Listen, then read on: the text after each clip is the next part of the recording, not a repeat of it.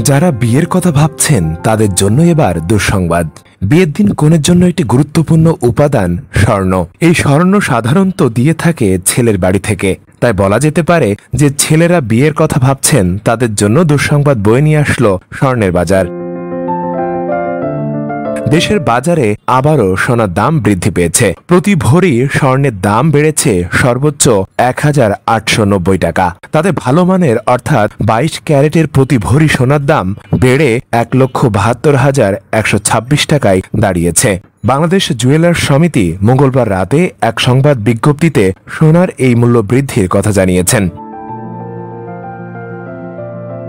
এর আগে সর্বশেষ গত ২৮ জুন দেশের বাজারে সোনার দাম ভরিতে ২,৬২৪ টাকা কমেছিল। তাতে ভালো মানের অর্থাৎ ২২ ক্যারেটের এক ভরি সোনার দাম হয়েছিল ১,৭০,২৩৬ টাকা। এছাড়া ২৩ এপ্রিল দেশের সোনার মূল্য বৃদ্ধি পাওয়ায় প্রতি ভরি ২২ ক্যারেটের সোনার দাম ১,৭৭,৮৮৮ টাকা উঠেছিল।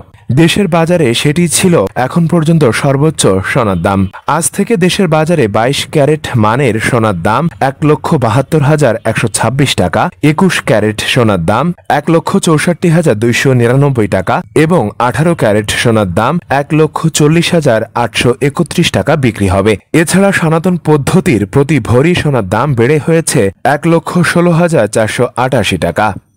ফেরদৌস সাগর, মানবকণ্ঠ।